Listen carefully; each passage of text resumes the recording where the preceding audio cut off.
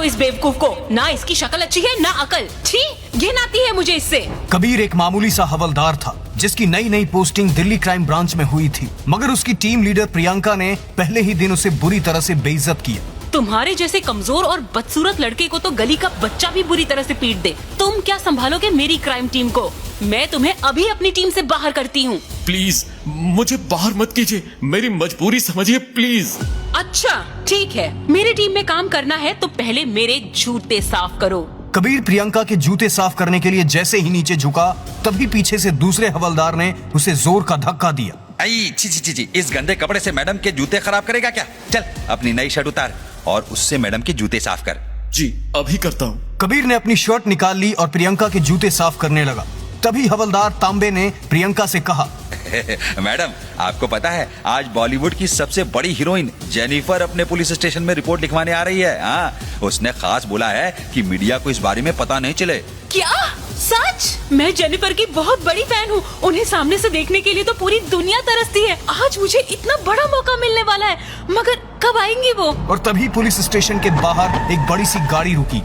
लगता है मैडम वो आ गई। जेनिफर के कदम जैसे जैसे पुलिस स्टेशन के पास आ रहे थे, सभी लोगों की एक्साइटमेंट बढ़ रही थी। जेनिफर मैम, आप मेरे सामने हो। मुझे अपनी आंखों पर यकीन नहीं हो रहा। लोग तरसते हैं आपको देखने के लिए। मैम, मैं आपको कैसे बताऊं कि मैं आपकी कितनी बड़ी फैन हूं। आपका काम 1 मिनट में हो जाएगा। ओए कबीर, जल्दी से मैडम के लिए पानी लेकर आओ। और जैसे ही कबीर पानी लेकर बाहर आया, उसे देखते ही जेनिफर भाग कर आई और कबीर के पैरों में गिरकर रोते हुए कहने लगी, कबीर प्लीज मुझसे शादी कर लो।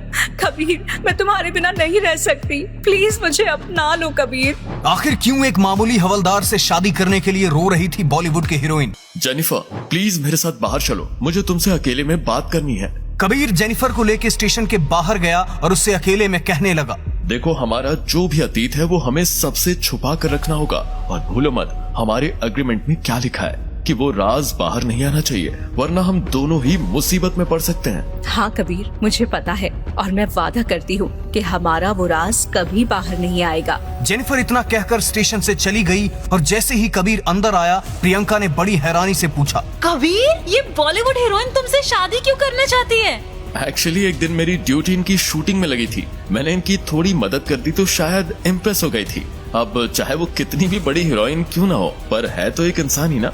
हाँ, ये तुमने सही कहा। खैर, अभी तुम पास वाले हॉस्पिटल में चले जाओ, वहाँ सिक्योरिटी गार्ड की जरूरत है। कुछ ही देर का काम है, फिर वापस आकर अपनी नाइट ड्यूटी में चले जाना। ठीक है। कबीर कुछ ही देर में हॉस्पिटल पहुंच गया और वहां जाते ही एक औरत ने उसे देखकर शोर करना शुरू कर दिया। बच्चा चोर, तू यहाँ हॉस्पिटल में लोगों के बच्चे चुराने आया है ना? तुझे तो चप्पलों से मार पड़नी चाहिए। नहीं नहीं नहीं नहीं, मैं बच्चा चोर नहीं, मैं तो पुलिस हवलदार हूँ। शक्ल से तो तू एक बच्चा चोर लगता है। तेरी हॉस्पिटल में कोई जरूरत नहीं है। जा, तू अपने पुलिस स्टेशन में जा। अब इन्हें मैं कैसे बताऊं कि इस हॉस्पिटल में हमला होने वाला है, सबकी जान खतरे में है। ये बात मैंने किसी को भी नहीं बताई है। क्या सोच रहा है? निकल यहाँ से। मैडम, मेरी ड्यूटी यहाँ सिक्योरिटी गार्ड की लगी है। अबे हवलदार, मुझसे मुंह मत चला। मैं इस हॉस्पिटल के मालिक की बहन हूँ। तू मुझे ठीक आदमी नहीं लग रहा है। चल दफा हो जा यहाँ से। मगर मैडम। कबीर के इतना कहते ही इस औरत ने कबीर को एक जोर का थप्पड़ मारा। अब एक शब्द भी और कहा ना तो सच में चप्पल की मार खाएगा। चुपचाप यहाँ से दफा हो जा। मगर तभी कहीं से एक जोर के धमाके की आवाज आई। बचाओ! हॉस्पिटल में गुंडे घुस गए थे। एक गुंडे ने उस औरत को पकड़ा और उसके सर पे बंदूक रख के कहा, अभी तो धमाका दूर से हुआ है, ये बस ट्रेलर था, मगर मैंने एक बॉम्ब हॉस्पिटल में भी फिट कर दिया है। अगर प्राइम मिनिस्टर यहाँ आके मुझसे माफी नहीं मांगते तो मैं ये जगह एक बटन दबाकर पूरी तरह से बर्बाद कर दूंगा। प्लीज कोई मेरी मदद करो, मुझे बचाओ इन गुंडों से। तभी कबीर वहाँ पर आया और उसने कहा, आप घबराओ मत, मैं आपको कुछ नहीं होने दूंगा। अबे हवलदार, अपनी टीम को कॉल कर। तू अकेला क्या कर लेगा? खड़े खड़े मेरा मुंह क्या देख रहा है? अपनी टीम को बुला, मेरी जान बचा। मगर जैसे ही गुंडे की नजर कबीर पे गई, उसने उसी वक्त उस औरत को छोड़ दिया और कबीर के पैरों में गिरकर कहने लगा, कबीर सर, आप यहाँ कैसे? आप तो ये देश छोड़कर जा चुके थे। मुझे माफ कर दो कबीर सर, मैं अभी बॉम्ब डिफ्यूज कर देता हूँ, बस आप मेरी जान बख्श देना। कबीर जब तक उस औरत को कुछ कह पाता तभी सारे गुंडे भाग गए। कबीर अकेला किसी एक को भी नहीं पकड़ पाया। मुझे उन गुंडों का पीछा करना होगा। कबीर उन गुंडों के पीछे भागा मगर सारे के सारे गुंडे वहाँ से भाग चुके थे। कबीर ने मन में कहा, ये बात बाहर नहीं आनी चाहिए वरना वो राज खुल जाएगा। कबीर अभी नया नया दिल्ली में आया था। कबीर वापस पुलिस स्टेशन जा पहुंचा। तभी उसके सीनियर मंजीत सिंह ने उससे पूछा, कबीर तुम अभी यहाँ क्या कर रहे हो? तुम्हारी ड्यूटी तो रात के 10 बजे से है।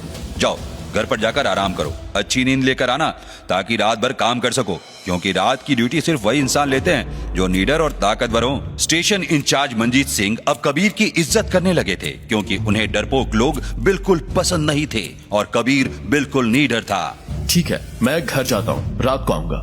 जैसे ही कबीर अपने घर गया, उसके घर में प्रियंका पहले से ही रह रही थी। उन दोनों के बीच वहाँ रहने के लिए काफी झगड़ा हुआ। प्रियंका ने गुस्से में कहा, मैं तुम्हारी सीनियर हूँ और इस घर में पहले से रह रही हूँ। तुम्हारे जैसे कमजोर लड़के को तो मैं यूं ही पीट कर भगा दूंगी। प्रियंका गुस्से में आगे बढ़ी और जैसे ही उसने कबीर को मारने की कोशिश की, सब कुछ उल्टा हो गया। कबीर ने प्रियंका को एक झटके में उठाया और जमीन में पटक दिया। तुम्हारी बाजुओं में इतनी ताकत कैसे? वो सब तुम्हें धीरे धीरे पता चलेगा, पर ये मेरा घर है। मैं कई सालों से बाहर था। खैर कोई बात नहीं, तुम भी यहाँ रह सकती हो। कोई भी कमरा चुन लो और तुम्हें रेंट देने की भी कोई जरूरत नहीं है, लेकिन सिर्फ एक शर्त है। कैसी शर्त? तुम्हें पूरे घर की सफाई करनी होगी, वो भी बिल्कुल अच्छे से। तुम्हारा दिमाग खराब है क्या? ठीक है, तो तुम मेरे घर से जा सकती हो। ठीक है, मुझे मंजूर है, मगर मेरी भी एक शर्त है। तुम अपनी लिमिट में रहोगे। याद रखना कि तुम एक लड़की के साथ घर शेयर कर रहे हो, वो लिमिट क्रॉस नहीं होनी चाहिए। अरे तुम उसकी चिंता मत करो। चलो आज हमारी नई दोस्ती की खुशी में मैं तुम्हें बाहर डिनर कराता हूँ। तुम भी क्या याद रखोगे कि कैसा दोस्त मिला है तुम्हें। हाँ, मगर जगह मेरी पसंद की होगी। कुछ ही देर में दोनों की दोस्ती भी हो गई और कबीर और प्रियंका रेस्टोरेंट में आकर बैठ चुके थे और कबीर ने खाने का ऑर्डर कर दिया था। दूसरी टेबल पर बैठे प्रियंका के कलीग्स की नजर सिर्फ उन दोनों पर थी। जानबूझकर मैं इसे यहाँ लाई हूँ, आज इसे मेरी वैल्यू पता चलेगी। तभी प्रियंका का टीममेट निखिल वहाँ पर आया और उसने कहा, ये तुम्हारा बॉयफ्रेंड है या फिर भाई?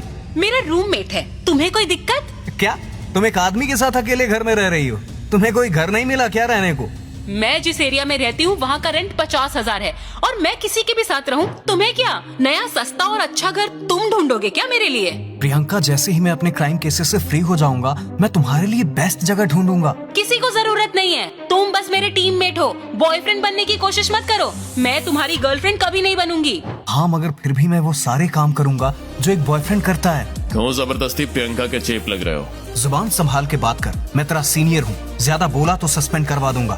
वो मेरा मतलब वो नहीं था, मैं तो आपके साथ बस मजाक कर रहा था।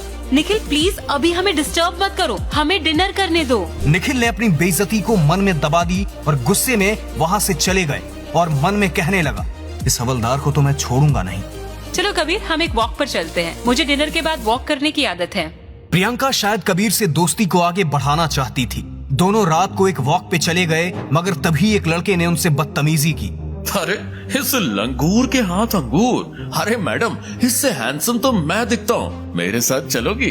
कबीर कुछ कहता उससे पहले प्रियंका ने कहा, कबीर इसके मुंह नहीं लगते। ये विक्रांत भाई का छोटा भाई वरुण है। ये बहुत खतरनाक लोग हैं, इनसे जितना दूर रहे हमारे लिए उतना ठीक है। क्या हुआ मैडम, तुम कहो तो पास में एक होटल है, जल्दी तुम्हें फ्री कर दूंगा।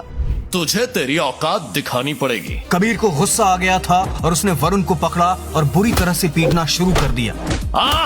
दोबारा रात को कोई लड़की दिखे तो उनकी रिस्पेक्ट करना, क्योंकि तेरी माँ भी लड़की है। मेरी माँ को बीच में लाया ना। अब देख तुझे तेरी औकात दिखाता हूँ। तुझे बताता हूँ कि मेरा खानदान क्या कर सकता है। ये क्या किया तुमने? तुम्हारी वजह से हम सब बर्बाद हो जाएंगे। प्रियंका, हमें इन मामूली गुंडों से डरना नहीं चाहिए। इन्हें मैं कड़ी से कड़ी सजा दिलवाऊंगा। बेवकूफ इंसान, ये कोई मामूली गुंडा नहीं है। ये विक्रांत का छोटा भाई है और विक्रांत के नाम से पूरा दिल्ली कांपता है। कबीर को विक्रांत भाई के बारे में कुछ पता नहीं था और तभी वहाँ पर एक बड़ी सी गाड़ी आकर रुकी। मेरे बड़े भैया आ गए, अब वो तुम्हें कहीं का नहीं छोड़ेंगे। और तभी सबसे बड़ी गाड़ी से विक्रांत भाई बाहर आए। जिसने भी मेरे भाई को हाथ लगाया है, मैं उसका हाथ काट कर कुत्तों को खिला दूंगा। कौन है वो? मैं। आज मैं तुझे जिंदा नहीं छोड़ूंगा। विक्रांत जैसे ही कबीर को मारने के लिए आगे बढ़ा, तभी कबीर ने एक मुक्के में विक्रांत को 200 मीटर दूर फेंक दिया। अब तुम्हें जेल की हवा खिलानी ही पड़ेगी, तब तुम्हें समझ आएगा कि कैसे लड़कियों की रिस्पेक्ट की जाती है। कबीर विक्रांत और उसके भाई को लेके पुलिस स्टेशन आ गया और दोनों को लॉकअप में बंद कर दिया। लड़की के साथ छेड़छाड़ और पुलिस वाले के साथ बदतमीजी के केस में मैं अब तुम दोनों को लंबा अंदर डालूंगा, कड़ी से कड़ी सजा दिलवा कर रहूंगा। एक बार ये बात मेरे पिताजी तक पहुंचने दे। उनके आगे देश का पीएम भी झुक के बात करता है। वो तुम सबको छोड़ेंगे नहीं।